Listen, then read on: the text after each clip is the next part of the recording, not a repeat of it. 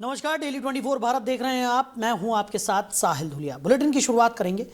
वहीं मध्य प्रदेश के छतरपुर जिले के लवकुश नगर क्षेत्र से एक अनोखी शादी की खबर सामने आई है। लवकुश नगर से करीब 3 किलोमीटर दूर ग्राम मड़ा में आयोजित ये विवाह समारोह पारंपरिक रीति रिवाजों से अलग अंदाज में संपन्न हुआ, जिसकी पूरे इलाके में चर्चा हो रही है।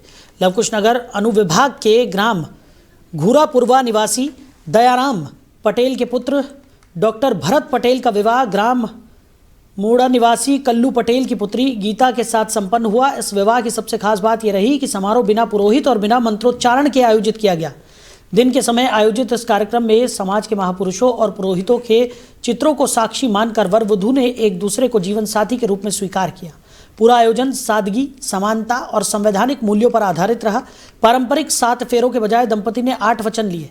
इन वचनों में हर परिस्थिति में साथ निभाने, एक दूसरे के सपनों और करियर का सम्मान करने, परिवार और पूर्वजों का आदर करने, रिश्ते में विश्वास बनाए रखने और समाज में जागरूकता फैलाने का संकल्प शामिल था। इसके साथ ही प्राकृतिक संरक्षण, नशा मुक्ति और आडंबर व पाखंड से दूर रहने का संदेश भी दिया गया। इस अवसर पर समाज के गणमान्य नागरिक, परिजन और बड़ी संख्या में स्थानीय लोग उपस्थित रहे। सादगी और सामाजिक संदेश से जुड़ा ये विवाह समारोह क्षेत्र में नई सोच और सकारात्मक बदलाव की मिसाल बनकर उभरा है। मैं अपने नवयुवा साथी को संदेश दे पा रहा हूँ कि पखंड और आडंबर से आप और नई दिशा में अपने समाज को ले जाएं। और जो अपने बच्चे शिक्षित हो गए हैं, पैसों के लिए 200 रुपये के लिए वर्क करने के लिए शिक्षा की तरफ ले जाएंगे तो शायद जैसे आपने तो ये शादी करके आपने बता दिया हमारे समाज को और अपने समाज को ST/SC OBC, अब ST/SC OBC भाई भाई। सेकंड पॉइंट हमारे समाज में ये आता है कि अब हमने देखा आज आपने शादी की, इसके बाद आपको बहुत सारे कॉल वगैरह आए होंगे, क्योंकि इसके पहले हर व्यक्ति चाहता है कि यार हम ये काम कर लें, लेकिन हम लोग क्या है कि समाज में दबे कुचलने की वजह से हम लोग चाहते हैं कि यार अगर हम ये काम करेंगे तो यार वो दूसरा भाई हमको क्या बोलेगा। तो आपको ये किस हिसाब से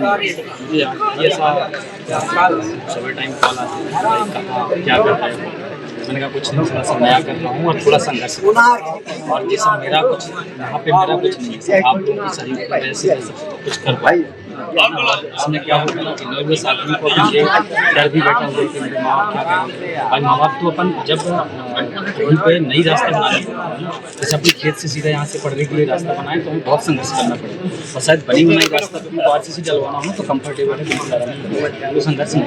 अनोखी शादी इसलिए हम इसको कहेंगे कि यह पूरी तरह से संवैधानिक और पाखंडवाद और अंधविश्वास से रहित शादी है।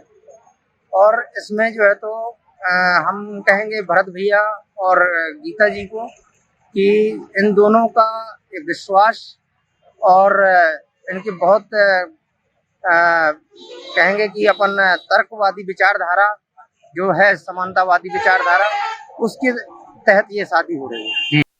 में नक्सलियों की बड़ी खूनी साजिश को CRPF जवानों ने सतर्कता और सूझबूझ से नाकाम कर दिया। स्टेट हाईवे 63 पर पक्की सड़क के नीचे नक्सलियों ने करीब 30 किलो का बड़ा IED लगाया था, जिसे मुख्य मार्ग पर गुजरने वाले वाहन और जवानों के लिए खतरा माना जा सकता है।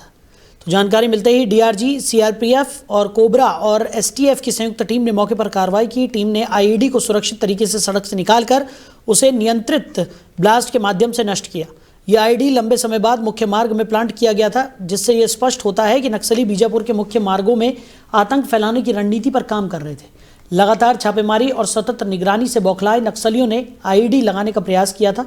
CRPF और अन्य सुरक्षा बलों की तत्परता और कड़ी कार्रवाई ने न केवल जवानों और आम लोगों की जान बचाई, बल्कि नक्सलियों की योजना को भी धराशायी कर दिया।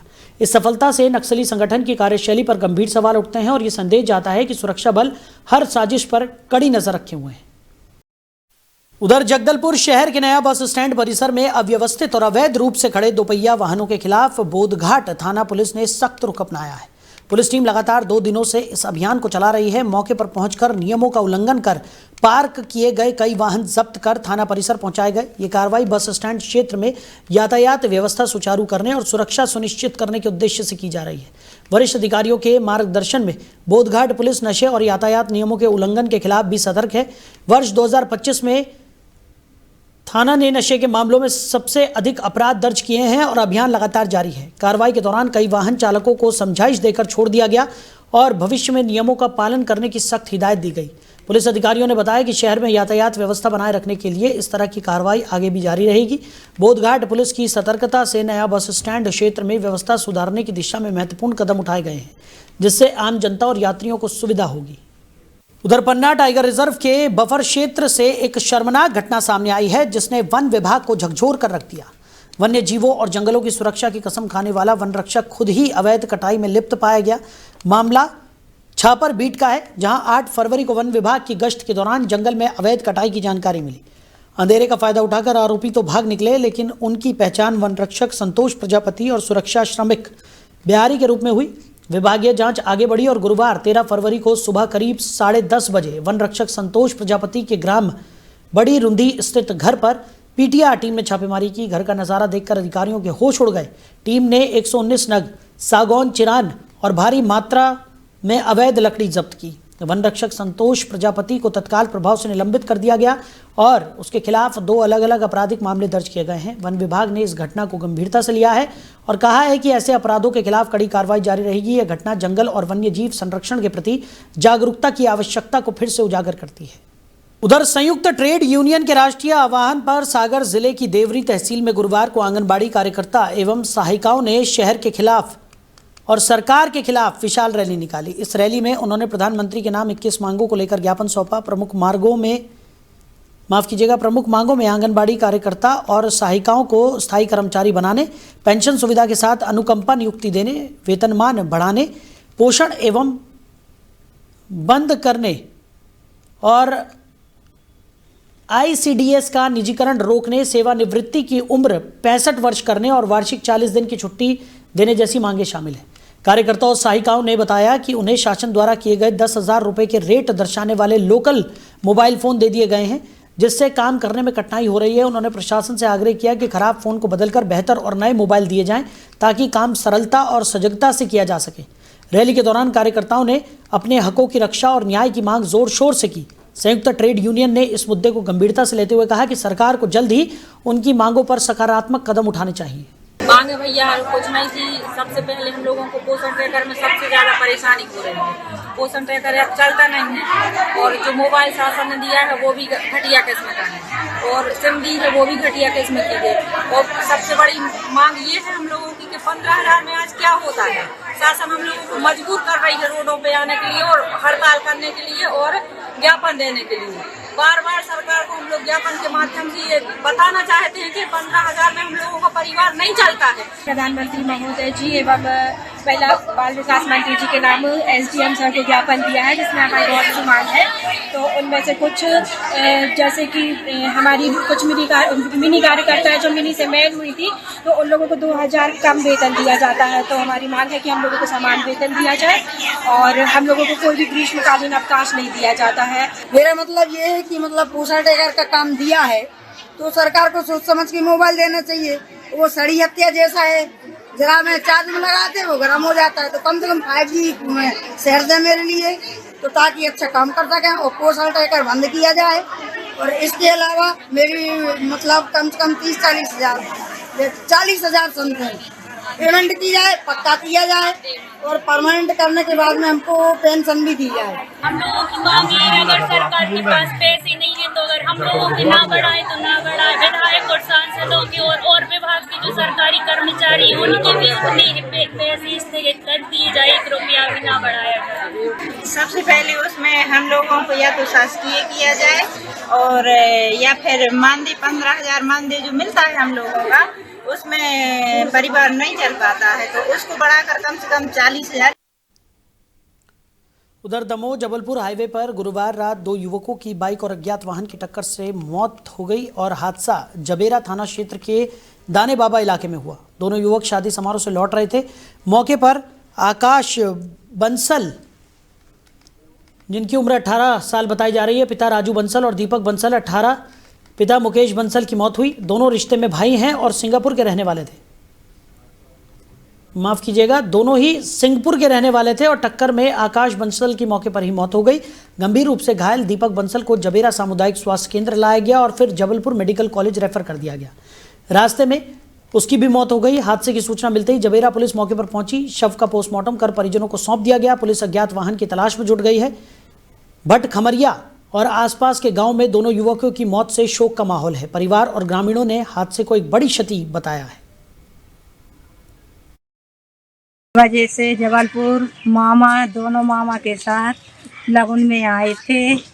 लगन से गाड़ी उठा के पता नहीं दोनों दोस्त कहाँ जा रहे थे, इसलिए उनका गली में एक्सीडेंट हो गया।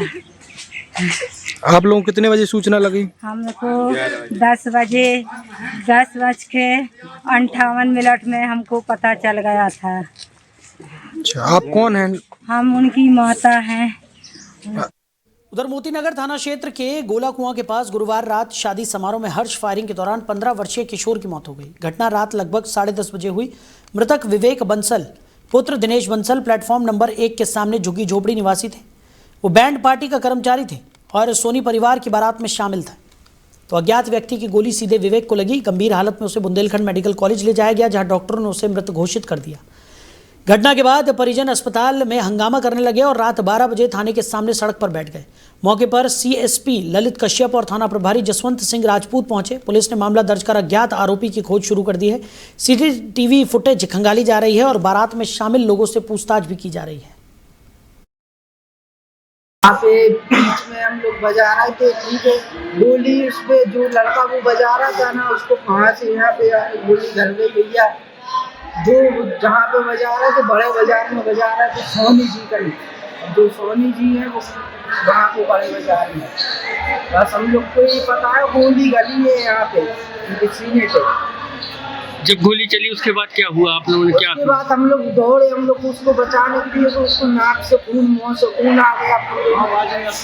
वहाँ पे भर्ती किया,